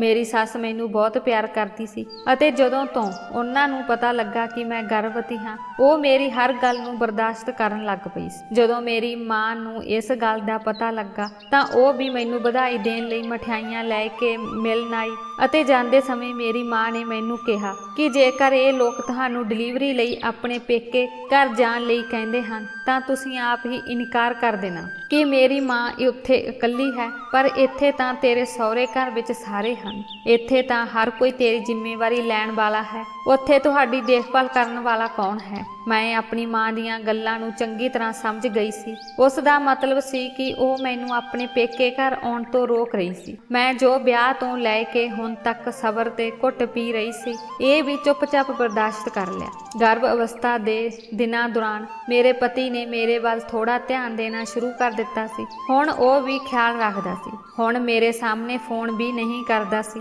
ਤਾਂ ਕਿ ਮੈਨੂੰ ਦੁੱਖ ਨਾ ਲੱਗੇ। ਮੈਂ ਉਸਦੀ ਇਸ ਗੱਲ ਤੋਂ ਬਹੁਤ ਖੁਸ਼ ਸੀ। ਜਿਵੇਂ ਜਿਵੇਂ ਮਹੀਨੇ ਬੀਤਦੇ ਗਏ, ਮੇਰੀ ਸੱਸ ਨੇ ਤਿਆਰੀਆਂ ਕਰਨੀਆਂ ਸ਼ੁਰੂ ਕਰ ਦਿੱਤੀਆਂ। ਫਿਰ ਮੇਰੀ ਸੱਸ ਨੇ ਉਹੀ ਗੱਲ ਕਹੀ ਜਿਸ ਤੋਂ ਮੈਂ ਡਰਦੀ ਸੀ। ਜਦੋਂ ਮੇਰੀ ਸੱਸ ਨੇ ਕਿਹਾ ਕਿ ਅਸੀਂ ਤੁਹਾਨੂੰ ਡਿਲੀਵਰੀ ਲਈ ਸ਼ਹਿਰ ਲੈ ਜਾਵਾਂਗੇ, ਮੈਨੂੰ ਮੇਰੀ ਮਾਂ ਦੀ ਗੱਲ ਯਾਦ ਆ ਗਈ। ਮੈਂ ਆਪਣੀ ਸੱਸ ਨੂੰ ਰੋਕ ਕੇ ਕਿਹਾ ਕਿ ਪਿੰਡ ਦੀਆਂ ਹੋਰ ਔਰਤਾਂ ਵਾਂਗ ਮੈਂ ਵੀ ਘਰ ਵਿੱਚ ਹੀ ਡਿਲੀਵਰੀ ਕਰਵਾਉਣਾ ਚਾਹੁੰਦੀ ਹਾਂ। ਮੇਰੀ ਸੱਸ ਇਸ ਗੱਲ ਤੋਂ ਬਹੁਤ ਹੈਰਾਨ ਸੀ ਕਿ ਮੇਰੀ ਪਹਿਲੀ ਡਿਲੀਵਰੀ ਸੀ, ਇਸ ਲਈ ਉਸਨੇ ਮੈਨੂੰ ਹਸਪਤਾਲ ਜਾਣ ਲਈ ਕਿਹਾ ਸੀ। ਉਸਨੇ ਮੈਨੂੰ ਕਿਹਾ ਕਿ ਤੁਸੀਂ ਡਰੋ ਨਹੀਂ। ਮੈਂ ਨਾ ਕਹਿ ਕੇ ਗੱਲ ਖਤਮ ਕਰ ਦਿੱਤੀ। ਮੇਰੇ ਬੱਚੇ ਦਾ ਜਨਮ ਪਿੰਡ ਵਿੱਚ ਇੱਕ ਦਾਈ ਦੇ ਘਰ ਹੋਇਆ ਸੀ। ਮੈਂ ਇੱਕ ਸੁੰਦਰ ਪੁੱਤਰ ਨੂੰ ਜਨਮ ਦਿੱਤਾ ਸੀ। ਬੱਚੇ ਨੂੰ ਜਨਮ ਦੇਣ ਤੋਂ ਕੁਝ ਦਿਨਾਂ ਬਾਅਦ ਮੈਂ ਦੇਖਿਆ ਕਿ ਮੇਰਾ ਪਤੀ ਦੁਬਾਰਾ ਫੋਨ ਤੇ ਗੱਲ ਕਰ ਰਿਹਾ ਸੀ, ਜਿਵੇਂ ਉਹ ਪਹਿਲਾਂ ਕਰਦਾ ਸੀ। ਉਹ ਹਰ ਰੋਜ਼ ਫੋਨ ਤੇ ਕਿਸੇ ਨਾ ਕਿਸੇ ਨਾਲ ਗੱਲ ਕਰਦਾ ਸੀ। ਜਦੋਂ ਮੇਰੇ ਪੁੱਤਰ ਦਾ ਜਨਮ ਹੋਇਆ ਤਾਂ ਮੇਰੀ ਮਾਂ ਕੁਝ ਦਿਨਾਂ ਲਈ ਮੇਰੇ ਕੋਲ ਰਹਿਣ ਲਈ ਆ ਗਈ। ਜਦੋਂ ਮੈਂ ਆਪਣੀ ਮਾਂ ਨੂੰ ਆਪਣੇ ਪਤੀ ਬਾਰੇ ਦੱਸਿਆ ਤਾਂ ਉਸਨੇ ਮੈਨੂੰ ਕਿਹਾ ਕਿ ਤੁਹਾਡਾ ਪਤੀ ਬਹੁਤ ਵਧੀਆ ਵਿਅਕਤੀ ਹੈ, ਉਸ ਤੇ ਸ਼ੱਕ ਨਾ ਕਰੋ ਅਤੇ ਇਸ ਸ਼ੱਕ ਕਾਰਨ ਕਦੇ ਵੀ ਲੜ ਕੇ ਮੇਰੇ ਘਰ ਨਾ ਆਇਓ। ਮੈਂ ਤੁਹਾਡੀ ਕੋਈ ਸ਼ਿਕਾਇਤ ਨਹੀਂ ਸੁਣਨਾ ਚਾਹੁੰਦੀ। ਆਪਣਾ ਘਰ ਬਸਾਓ ਅਤੇ ਆਪਣੇ ਪਰਿਵਾਰ ਵਿੱਚ ਖੁਸ਼ ਰਹੋ। ਕੁਝ ਦਿਨ ਰਹਿਣ ਤੋਂ ਬਾਅਦ ਮਾਂ ਇਹ ਕਹਿ ਕੇ ਚਲੀ ਗਈ ਕਿ ਮੈਨੂੰ ਪਿੰਡ ਰਹਿਣ ਦੀ ਆਦਤ ਨਹੀਂ। ਜਦੋਂ ਮੇਰਾ ਪੁੱਤਰ 6 ਮਹੀਨਿਆਂ ਦਾ ਹੋ ਗਿਆ ਤਾਂ ਮੇਰੀ ਸੱਸ ਨੇ ਮੈਨੂੰ ਦਵਾਈਆਂ ਦੇਣੀਆਂ ਸ਼ੁਰੂ ਕਰ ਦਿੱਤੀਆਂ ਤਾਂ ਜੋ ਮੈਂ ਦੁਬਾਰਾ ਗਰਭਵਤੀ ਹੋ ਸਕਾਂ। ਪੋਤਾ ਮਿਲਣ ਤੋਂ ਬਾਅਦ ਮੇਰੀ ਸੱਸ ਬਹੁਤ ਖੁਸ਼ ਸੀ ਅਤੇ ਚਾਹੁੰਦੀ ਸੀ ਕਿ ਉਸ ਨੂੰ ਜਲਦੀ ਹੀ ਦੂਜਾ ਪੋਤਾ ਮਿਲੇ। ਮੈਂ ਪਹਿਲੇ ਬੱਚੇ ਨੂੰ ਠੀਕ ਤਰ੍ਹਾਂ ਨਾਲ ਨਹੀਂ ਸੰਭਾਲ ਸਕੀ ਅਤੇ ਕੁਝ ਮਹੀਨਿਆਂ ਬਾਅਦ ਮੈਂ ਦੁਬਾਰਾ ਗਰਭਵਤੀ ਹੋ ਗਈ। ਮੈਂ ਬਹੁਤ ਔਖੇ ਸਮੇਂ ਵਿੱਚੋਂ ਲੰਘ ਰਹੀ ਸੀ। ਫਿਰ ਅਚਾਨਕ ਮੇਰੇ ਉੱਤੇ ਦੁੱਖਾਂ ਦਾ ਪਹਾੜ ਡਿੱਗ ਪਿਆ ਜਦੋਂ ਮੈਨੂੰ ਪਤਾ ਲੱਗਾ ਕਿ ਮੇਰੇ ਪਿਤਾ ਜੀ ਦੀ ਵਿਦੇਸ਼ ਵਿੱਚ ਮੌਤ ਹੋ ਗਈ ਹੈ। ਇਹ ਦਰਦ ਮੇਰੇ ਲਈ ਅਸੀਹਾ ਸੀ। ਮੈਂ ਝੱਟ ਆਪਣੇ ਕੁਝ ਕੱਪੜੇ ਲੈ ਕੇ ਮਾਂ ਦੇ ਘਰ ਪਹੁੰਚ ਗਈ। ਮੈਂ ਸੋਚਿਆ ਕਿ ਮੇਰੀ ਮਾਂ ਨੂੰ ਇਸੇ ਸਮੇਂ ਮੇਰੀ ਲੋੜ ਹੋਵੇਗੀ। ਜਦੋਂ ਮੈਂ ਘਰ ਪਹੁੰਚੀ ਤਾਂ ਮਾਂ ਦੀ ਹਾਲਤ ਬਿਲਕੁਲ ਠੀਕ ਸੀ। ਅਗਲੇ ਦਿਨ ਮੇਰੇ ਪਿਤਾ ਜੀ ਦੀ ਮ੍ਰਿਤਕ ਦੇਹ ਵਿਦੇਸ਼ ਤੋਂ ਆ ਗਈ ਸੀ। ਫਿਰ ਮੈਂ ਆਪਣੀ ਮਾਂ ਨੂੰ ਰੋਂਦੇ ਦੇਖਿਆ। ਮੈਨੂੰ ਵੀ ਹੋਸ਼ ਨਹੀਂ ਸੀ। ਮੇਰੇ ਪੁੱਤਰ ਦੀ ਦੇਖਭਾਲ ਮੇਰੀ ਸੱਸ ਕਰ ਰਹੀ ਸੀ। ਮੇਰੀ ਸੱਸ 1-2 ਦਿਨ ਸਾਡੇ ਘਰ ਵੀ ਰਹੀ। ਚੌਥੇ ਦਿਨ ਮੇਰੀ ਸੱਸ ਘਰ ਵਾਪਸ ਚਲੀ ਗਈ। ਮੈਂ 9 ਮਹੀਨਿਆਂ ਦੇ ਬੱਚੇ ਅਤੇ 3 ਮਹੀਨਿਆਂ ਦੀ ਗਰਭ ਅਵਸਥਾ ਦੇ ਨਾਲ ਬਹੁਤ ਮੁਸ਼ਕਲ ਸਮੇਂ ਵਿੱਚੋਂ ਲੰਘ ਰਹੀ ਸੀ। ਮੇਰੇ ਪਿਤਾ ਜੀ ਦੀ ਮੌਤ ਨੂੰ 2 ਮਹੀਨੇ ਹੋ ਗਏ ਸਨ, ਪਰ ਮੇਰਾ ਪਤੀ ਮੈਨੂੰ ਲੈਣ ਨਹੀਂ ਆਇਆ ਸੀ। ਜਦੋਂ ਵੀ ਮੈਂ ਉਸ ਨੂੰ ਲੈ ਜਾਣ ਲਈ ਕਿਹਾ ਤਾਂ ਉਹ ਮੈਨੂੰ ਨਾ ਕਰ ਦਿੰਦਾ ਸੀ। ਉਹ ਕਹਿੰਦਾ ਸੀ ਕਿ ਬੱਚੇ ਦੀ ਡਿਲੀਵਰੀ ਤੱਕ ਤੂੰ ਆਪਣੇ ਪੇਕੇ ਘਰ ਹੀ ਰਹਿਣਾ। ਪਰ ਇੱਥੇ ਮੇਰੀ ਮਾਂ ਨੇ ਮੇਰਾ ਜੀਣਾ ਔਖਾ ਕਰ ਦਿੱਤਾ ਸੀ ਕਿ ਹੁਣ ਸਾਡੇ ਕੋਲ ਕਮਾਉਣ ਵਾਲਾ ਕੋਈ ਨਹੀਂ ਹੈ। ਹੁਣ ਜਲਦੀ ਆਪਣੇ ਘਰ ਵਾਪਸ ਚਲੇ ਜਾਓ। ਕਿਸੇ ਤਰ੍ਹਾਂ ਉਸ ਨੇ ਇਸ ਨੂੰ ਬਰਦਾਸ਼ਤ ਕੀਤਾ ਅਤੇ ਮੈਨੂੰ ਘਰ ਵਿੱਚ ਮੇਰੇ 9 ਮਹੀਨੇ ਪੂਰੇ ਕਰਾਏ। ਜਦੋਂ ਡਿਲੀਵਰੀ ਦਾ ਸਮਾਂ ਆਇਆ ਤਾਂ ਮੇਰੀ ਦੂਜੀ ਬੇਟੀ ਨੇ ਜਨਮ ਲਿਆ। ਮੇਰੇ ਸਹੁਰਿਆਂ ਤੋਂ ਵੀ ਕੋਈ ਮੇਰੀ ਧੀ ਨੂੰ ਮਿਲਣ ਨਹੀਂ ਆਇਆ ਸੀ। ਮੈਂ ਇੱਕ ਸਮੇਂ ਵਿੱਚ 2 ਬੱਚਿਆਂ ਨੂੰ ਦੁੱਧ ਚੁੰਘਾਉਂਦੀ ਸੀ। ਹੋਰ ਕੋਈ ਚਾਰਾ ਨਹੀਂ ਸੀ। ਮੇਰੇ ਬੇਟੇ ਲਈ ਕੋਈ ਵੀ ਦੁੱਧ ਲਿਆਉਣ ਵਾਲਾ ਨਹੀਂ ਸੀ। ਮਾਂ ਮੈਨੂੰ ਕਹਿੰਦੀ ਸੀ ਕਿ ਤੁਸੀਂ ਇਸ ਦੇ ਪਿਤਾ ਜੀ ਤੋਂ ਇਸ ਦਾ ਖਰਚਾ ਮੰਗਵਾਓ ਅਤੇ ਜਦੋਂ ਮੈਂ ਆਪਣੇ ਪਤੀ ਨੂੰ ਕਹਾਂਗੀ ਤਾਂ ਉਹ ਕਹਿਣਗੇ ਕਿ ਹੁਣ ਇੱਥੇ ਵਾਪਸ ਨਾ ਆਉਣਾ, ਸ਼ਹਿਰ ਵਿੱਚ ਰਹਿ ਕੇ ਆਪਣੀ ਧੀ ਦਾ ਧਿਆਨ ਰੱਖੋ। ਥੋੜੇ ਦਿਨਾਂ ਬਾਅਦ ਮੈਂ ਆਪ ਆ ਕੇ ਤੈਨੂੰ ਲੈ ਜਾਵਾਂਗਾ। ਉਹ ਮੈਨੂੰ ਟਾਲਦਾ ਹੀ ਜਾ ਰਿਹਾ ਸੀ, ਪਰ ਹੁਣ ਮੈਂ ਆਪ ਆਪਣੇ ਦੋਨੇ ਬੱਚਿਆਂ ਨੂੰ ਲੈ ਕੇ ਪਿੰਡ ਚਲੀ ਗਈ। ਜਦੋਂ ਮੈਂ ਪਿੰਡ ਗਈ ਤਾਂ ਇਹ ਦੇਖ ਕੇ ਹੈਰਾਨ ਰਹਿ ਗਈ ਕਿ ਮੇਰੇ ਪਤੀ ਨੇ ਆਪਣੀ ਪ੍ਰੇਮਿਕਾ ਨਾਲ ਵਿਆਹ ਕਰਵਾ ਲਿਆ ਸੀ ਅਤੇ ਮੈਨੂੰ ਤਲਾਕ ਦੇ ਕਾਗਜ਼ ਸੌਂਪ ਦਿੱਤੇ ਅਤੇ ਕਿਹਾ ਕਿ ਇਸ ਘਰ ਵਿੱਚ ਤੇਰੇ ਲਈ ਕੋਈ ਥਾਂ ਨਹੀਂ ਹੈ। ਮੈਂ ਆਪਣੇ 2 ਬੱਚਿਆਂ ਨਾਲ ਸ਼ਹਿਰ ਵਾਪਸ ਆ ਗਈ ਸੀ। ਹੁਣ ਮੇਰੇ ਕੋਲ ਹੋਰ ਕੋਈ ਚਾਰਾ ਨਹੀਂ ਬਚਿਆ ਸੀ। ਮੈਂ ਤਲਾਕਸ਼ੁਦਾ ਹੋ ਕੇ ਦੁਬਾਰਾ ਆਪਣੀ ਮਾਂ ਕੋਲ ਵਾਪਸ ਆ ਗਈ ਸੀ। ਮੇਰੀ ਮਾਂ ਨੇ ਇੱਧਰ ਵੱਡਾ ਹੰਗਾਮਾ ਕੀਤਾ। ਇਸ ਵਿੱਚ ਤੁਹਾਡੀ ਹੀ ਗਲਤੀ ਹੋਵੇਗੀ। ਇਸ ਲਈ ਤੁਹਾਡੇ ਪਤੀ ਨੇ ਦੁਬਾਰਾ ਵਿਆਹ ਕਰ ਲਿਆ ਹੈ ਅਤੇ ਤੁਹਾਨੂੰ ਆਪਣੇ ਪਤੀ ਦਾ ਘਰ ਨਹੀਂ ਛੱਡਣਾ ਚਾਹੀਦਾ ਸੀ ਅਤੇ ਨਾ ਹੀ ਇੱਥੇ ਰਹਿਣ ਲਈ ਆਉਣਾ ਚਾਹੀਦਾ ਸੀ। ਜਿਸ ਪਿਤਾ ਜੀ ਦੀ ਖਾਤਰ ਇਹ ਸਭ ਬਰਦਾਸ਼ਤ ਕੀਤਾ ਉਹ ਵੀ ਬਚ ਨਾ ਸਕੇ। ਵੈਸੇ ਵੀ ਮੈਨੂੰ ਆਪਣੀ ਮਾਂ ਤੋਂ ਕੋਈ ਉਮੀਦ ਨਹੀਂ ਸੀ। ਜਦੋਂ ਉਹਨਾਂ ਨੇ ਮੈਨੂੰ ਘਰੋਂ ਕੱਢਣ ਦੀ ਕੋਸ਼ਿਸ਼ ਕੀਤੀ ਤਾਂ ਮੈਂ ਆਪਣੇ ਪਿਤਾ ਜੀ ਦੀ ਜਾਇਦਾਦ ਵਿੱਚੋਂ ਹਿੱਸਾ ਮੰਗਣ ਦੀ ਗੱਲ ਕੀਤੀ, ਜਿਸ ਤੋਂ ਮੇਰੀ ਮਾਂ ਬੁਰੀ ਤਰ੍ਹਾਂ ਡਰ ਗਈ। ਫਿਰ ਜਾ ਕੇ ਉਸਦੀ ਜ਼ੁਬਾਨ ਬੰਦ ਹੋਈ ਸੀ। ਉਸਨੇ ਮੈਨੂੰ ਆਪਣੀ ਪੜ੍ਹਾਈ ਵੀ ਪੂਰੀ ਨਹੀਂ ਕਰਨ ਦਿੱਤੀ। ਜੇ ਮੈਂ ਪੜ੍ਹੀ ਲਿਖੀ ਹੁੰਦੀ ਤਾਂ ਮੈਂ ਕੋਈ ਨੌਕਰੀ ਕਰ ਲੈਂਦੀ। ਮੇਰੇ ਬੱਚਿਆਂ ਦੇ ਸੌਣ ਤੋਂ ਬਾਅਦ ਮੈਂ ਨੌਕਰੀ ਲੱਭਣ ਲਈ ਘਰੋਂ ਚਲੀ ਜਾਂਦੀ ਸੀ। ਇਸ ਤਰ੍ਹਾਂ ਮੈਂ ਬਹੁਤ ਧੱਕੇ ਖਾਧੇ ਅਤੇ ਫਿਰ ਜਾ ਕੇ ਮੈਨੂੰ ਨੌਕਰੀ ਮਿਲੀ ਸੀ। ਮੈਨੂੰ ਇੱਕ ਵੱਡੀ ਕੰਪਨੀ ਵਿੱਚ ਸਾਫ਼ ਸਫਾਈ ਕਰਨ ਦੀ ਨੌਕਰੀ ਮਿਲ ਗਈ ਸੀ। ਇਹ ਇੱਕੋ ਇੱਕ ਨੌਕਰੀ ਸੀ ਜੋ ਮੈਨੂੰ ਮਿਲ ਸਕਦੀ ਸੀ, ਕਿਉਂਕਿ ਮੈਂ ਚੰਗੀ ਨੌਕਰੀ ਪ੍ਰਾਪਤ ਕਰਨ ਲਈ ਇੰਨਾ ਪੜ੍ਹੀ ਲਿਖੀ ਵੀ ਨਹੀਂ ਸੀ। ਮੈਂ ਉੱਥੇ 3 ਮਹੀਨਿਆਂ ਤੋਂ ਕੰਮ ਕਰ ਰਹੀ ਸੀ। ਮੈਂ ਆਪਣੇ ਬੱਚੇ ਮਾਂ ਨੂੰ ਸੌਂਪ ਕੇ ਆ ਜਾਂਦੀ ਸੀ। ਮਾਂ ਮੇਰੇ ਬੱਚਿਆਂ ਦਾ ਬਹੁਤਾ ਖਿਆਲ ਨਹੀਂ ਰੱਖਦੀ ਸੀ, ਪਰ ਜਦੋਂ ਉਸ ਨੂੰ ਪੈਸਿਆਂ ਦਾ ਲਾਲਚ ਆਇਆ ਤਾਂ ਉਹ ਮੇਰੇ ਬੱਚਿਆਂ ਦੀ ਦੇਖਭਾਲ ਕਰਨ ਲੱਗ ਪਈ। ਮੈਂ ਅਜੇ ਤੱਕ ਕੰਪਨੀ ਦੇ ਮਾਲਕ ਨੂੰ ਨਹੀਂ ਦੇਖਿਆ ਸੀ। ਇੱਕ ਦਿਨ ਜਦੋਂ ਮੈਂ ਸਫਾਈ ਕਰਨ ਲਈ ਮਾਲਕ ਦੇ ਦਫ਼ਤਰ ਗਈ ਤਾਂ ਇਹ ਦੇਖ ਕੇ ਹੈਰਾਨ ਰਹਿ ਗਈ ਕਿ ਕੰਪਨੀ ਦਾ ਮਾਲਕ ਕੋਈ ਹੋਰ ਨਹੀਂ ਸਗੋਂ ਰਿਤੇਸ਼ ਸੀ। ਮੈਂ ਦਫ਼ਤਰ ਵਿੱਚ ਲੱਗੀ ਰਿਤੇਸ਼ ਦੀ ਫੋਟੋ ਦੇਖੀ ਸੀ। ਮੈਂ ਸੋਚਿਆ ਕਿ ਸ਼ਾਇਦ ਕਿਸੇ ਨੇ ਇਹ ਤਸਵੀਰ ਐਵੇਂ ਹੀ ਲਗਾ ਦਿੱਤੀ ਹੋਵੇਗੀ, ਪਰ ਮੈਨੂੰ ਉੱਥੇ ਮੌਜੂਦ ਲੋਕਾਂ ਤੋਂ ਪਤਾ ਲੱਗਾ ਉਹ ਇਸ ਕੰਪਨੀ ਦਾ ਮਾਲਕ ਹੈ। ਹੁਣ ਮੈਂ ਰਿਤੇਸ਼ ਨੂੰ ਮਿਲਣ ਲਈ ਬਹੁਤ ਉਤਸੁਕ ਸੀ, ਕਿਉਂਕਿ ਮੈਂ ਉਸ ਨੂੰ 2 ਸਾਲ ਬਾਅਦ ਫੋਟੋ ਵਿੱਚ ਦੇਖਿਆ ਸੀ। ਜਿਵੇਂ ਹੀ ਰਿਤੇਸ਼ ਦਫ਼ਤਰ ਵਿੱਚ ਆਇਆ ਤਾਂ ਮੈਂ ਅੱਖਾਂ ਵਿੱਚ ਹੰਝੂ ਲੈ ਕੇ ਉਸ ਦੇ ਸਾਹਮਣੇ ਖੜੀ ਸੀ। ਰਿਤੇਸ਼ ਵੀ ਮੈਨੂੰ ਆਪਣੇ ਦਫ਼ਤਰ ਵਿੱਚ ਦੇਖ ਕੇ ਹੈਰਾਨ ਰਹਿ ਗਿਆ। ਫਿਰ ਉਸਨੇ ਮੈਨੂੰ ਆਪਣੇ ਦਫ਼ਤਰ ਬੁਲਾਇਆ ਅਤੇ ਮੈਨੂੰ ਪੁੱਛਿਆ ਕਿ ਤੁਸੀਂ ਇੱਥੇ ਕੀ ਕਰ ਰਹੇ ਹੋ। ਮੈਂ ਉਸ ਨੂੰ ਕਿਹਾ ਕਿ ਮੈਂ ਤੁਹਾਡੇ ਦਫ਼ਤਰ ਵਿੱਚ 3 ਮਹੀਨਿਆਂ ਤੋਂ ਕੰਮ ਕਰ ਰਹੀ ਹਾਂ। ਰਿਤੇਸ਼ ਨੇ ਕਿਹਾ, ਪਰ ਤੁਸੀਂ ਇੱਥੇ ਕੰਮ ਕਿਉਂ ਕਰ ਰਹੇ ਹੋ? ਮੈਂ ਉਸ ਨੂੰ ਆਪਣੀ ਸਾਰੀ ਕਹਾਣੀ ਦੱਸੀ। ਵਿਆਹ ਤੋਂ ਬਾਅਦ ਮੇਰੇ ਨਾਲ ਕੀ ਹੋਇਆ। ਇਹ ਸੁਣ ਕੇ ਰਿਤੇਸ਼ ਦੀਆਂ ਅੱਖਾਂ 'ਚ ਹੰਝੂ ਆ ਗਏ। ਉਹ ਮੈਨੂੰ ਕਹਿਣ ਲੱਗਾ, ਮੈਂ ਪਿਛਲੇ 3 ਮਹੀਨਿਆਂ ਤੋਂ ਕੰਮ ਲਈ ਸ਼ਹਿਰ ਤੋਂ ਬਾਹਰ ਗਿਆ ਹੋਇਆ ਸੀ। ਜੇ ਮੈਨੂੰ ਪਤਾ ਹੁੰਦਾ ਕਿ ਤੁਸੀਂ ਮੇਰੇ ਦਫ਼ਤਰ ਵਿੱਚ ਨੌਕਰਾਨੀ ਵਜੋਂ ਕੰਮ ਕਰਦੇ ਹੋ ਤਾਂ ਮੈਂ ਤੁਹਾਨੂੰ ਇਹ ਕੰਮ ਕਰਨ ਦੀ ਇਜਾਜ਼ਤ ਨਹੀਂ ਦਿੰਦਾ ਸੀ। ਅਸੀਂ ਵਾਅਦਾ ਕੀਤਾ ਸੀ ਕਿ ਅਸੀਂ ਔਖੇ ਸਮੇਂ ਵਿੱਚ ਇੱਕ ਦੂਜੇ ਦਾ ਸਾਥ ਦੇਵਾਂਗੇ। ਮੇਰੇ ਪਿਤਾ ਜੀ ਦਾ ਸੁਪਨਾ ਸੀ ਕਿ ਮੈਂ ਆਪਣੇ ਪੈਰਾਂ ਤੇ ਖੜਾ ਹੋ ਸਕਾਂ। ਤੁਹਾਡੇ ਵਿਆਹ ਤੋਂ ਬਾਅਦ ਮੇਰੇ ਪਿਤਾ ਜੀ ਦੀ ਮੌਤ ਹੋ ਗਈ ਸੀ। ਇਸ ਤੋਂ ਬਾਅਦ ਮੈਂ ਆਪਣੇ ਪਿਤਾ ਜੀ ਦੇ ਸੁਪਨੇ ਨੂੰ ਪੂਰਾ ਕਰਨ ਲਈ ਸਖਤ ਮਿਹਨਤ ਕੀਤੀ। ਨੌਕਰੀ ਦੀ ਭਾਲ ਵਿੱਚ ਥਾਂ-ਥਾਂ ਭਟਕਦਾ ਰਿਹਾ। ਮੈਂ ਆਪਣੀ ਪੜ੍ਹਾਈ ਪੂਰੀ ਕੀਤੀ ਅਤੇ ਉਸ ਤੋਂ ਬਾਅਦ ਮੇਰੇ ਮਾਮਾ ਜੀ ਨੇ ਮੇਰਾ ਬਹੁਤ ਸਾਥ ਦਿੱਤਾ ਅਤੇ ਅੱਜ ਦੇਖੋ ਮੈਂ ਇੰਨਾ ਵੱਡਾ ਕਾਰੋਬਾਰੀ ਬਣ ਗਿਆ ਹਾਂ। ਮੈਂ ਹਮੇਸ਼ਾ ਤੁਹਾਨੂੰ ਯਾਦ ਕੀਤਾ, ਪਰ ਮੈਨੂੰ ਨਹੀਂ ਪਤਾ ਸੀ ਕਿ ਮੈਂ ਤੁਹਾਨੂੰ ਇਸ ਤਰ੍ਹਾਂ ਲੱਭਾਂਗਾ। ਹੁਣ ਜਦੋਂ ਤੇਰੇ ਪਤੀ ਨੇ ਤੈਨੂੰ ਤਲਾਕ ਦੇ ਦਿੱਤਾ ਹੈ ਤੇ ਮੇਰਾ ਵੀ ਇਸ ਦੁਨੀਆ ਵਿੱਚ ਕੋਈ ਨਹੀਂ ਹੈ, ਤੂੰ ਮੇਰਾ ਪਿਆਰ ਹੈ ਕਿ ਤੂੰ ਮੇਰੇ ਨਾਲ ਵਿਆਹ ਕਰਨਾ ਚਾਹੇ। ਮੈਂ ਤੁਹਾਨੂੰ ਅਤੇ ਤੁਹਾਡੇ ਦੋਹਾਂ ਬੱਚਿਆਂ ਨੂੰ ਬਹੁਤ ਖੁਸ਼ ਰੱਖਾਂਗਾ। ਰਿਤੇਸ਼ ਦੀ ਇਹ ਗੱਲ ਸੁਣ ਕੇ ਮੇਰੀਆਂ ਅੱਖਾਂ 'ਚ ਹੰਝੂ ਆ ਗਏ। ਬਿਨਾਂ ਕੁਝ ਸੋਚੇ ਮੈਂ ਰਿਤੇਸ਼ ਨੂੰ ਵਿਆਹ ਲਈ ਹਾਂ ਕਹਿ ਦਿੱਤੀ, ਕਿਉਂਕਿ ਮੈਂ ਉਸ ਨੂੰ ਦੁਬਾਰਾ ਗਵਾਉਣਾ ਨਹੀਂ ਚਾਹੁੰਦੀ ਸੀ। ਮੈਂ ਆਪਣੀ ਮਾਂ ਦੇ ਕਹਿਣ ਤੇ ਰਿਤੇਸ਼ ਨਾਲ ਵਿਆਹ ਕਰਵਾ ਲਿਆ। ਰਿਤੇਸ਼ ਬਹੁਤ ਅਮੀਰ ਵਿਅਕਤੀ ਹੋਣ ਦੇ ਨਾਲ-ਨਾਲ ਬਹੁਤ ਚੰਗੇ ਇਨਸਾਨ ਵੀ ਸਨ। ਰਿਤੇਸ਼ ਨੇ ਮੇਰੇ ਦੋਵੇਂ ਬੱਚਿਆਂ ਨੂੰ ਸਵੀਕਾਰ ਕਰ ਲਿਆ ਅਤੇ ਅੱਜ ਉਹ ਉਹਨਾਂ ਨੂੰ ਇੱਕ ਅਸਲੀ ਪਿਤਾ ਵਾਂਗ ਪਿਆਰ ਕਰਦੇ ਹਨ। ਅੱਜ ਮੈਂ ਆਪਣੇ ਪਤੀ ਰਿਤੇਸ਼ ਨਾਲ ਬਹੁਤ ਖੁਸ਼ ਹਾਂ। ਮੇਰੇ ਵਿਆਹ ਤੋਂ 2 ਮਹੀਨੇ ਬਾਅਦ ਮੇਰੀ ਮਾਂ ਵੀ ਇਸ ਦੁਨੀਆ ਤੋਂ ਰੁਖਸਤ ਹੋ ਗਈ। ਰਿਤੇਸ਼ ਨੇ ਮੇਰਾ ਬਹੁਤ ਸਾਥ ਦਿੱਤਾ। ਮੈਂ ਰਿਤੇਸ਼ ਨੂੰ ਬਹੁਤ ਪਿਆਰ ਕਰਦੀ ਹਾਂ। ਮੈਂ ਰਿਤੇਸ਼ ਅਤੇ ਆਪਣੇ ਦੋਨੇ ਬੱਚਿਆਂ ਨਾਲ ਆਪਣੀ ਜ਼ਿੰਦਗੀ 'ਚ ਬਹੁਤ ਖੁਸ਼ ਹਾਂ। ਦੋਸਤੋ, ਮੈਨੂੰ ਉਮੀਦ ਹੈ ਕਿ ਤੁਹਾਨੂੰ ਸਾਡੀ ਕਹਾਣੀ ਪਸੰਦ ਆਈ ਹੋਵੇਗੀ। ਜੇਕਰ ਤੁਹਾਨੂੰ ਕਹਾਣੀ ਚੰਗੀ ਲੱਗੀ ਤਾਂ ਵੀਡੀਓ ਨੂੰ ਲਾਈਕ ਕਰੋ। ਜੇਕਰ ਚੈਨਲ ਤੇ ਨਵੇਂ ਹੋ ਤਾਂ ਚੈਨਲ ਨੂੰ ਸਬਸਕ੍ਰਾਈਬ ਕਰੋ ਅਤੇ ਹਾਂ, ਨੋਟੀਫਿਕੇਸ਼ਨ ਘੰਟੀ ਨੂੰ ਜ਼ਰੂਰ ਦਬਾਓ ਤਾਂ ਜੋ ਅਗਲੀ ਅਪਡੇਟ ਸਭ ਤੋਂ ਪਹਿਲਾਂ ਤੁਹਾਨੂੰ ਮਿਲ ਸਕੇ। ਧੰਨਵਾਦ।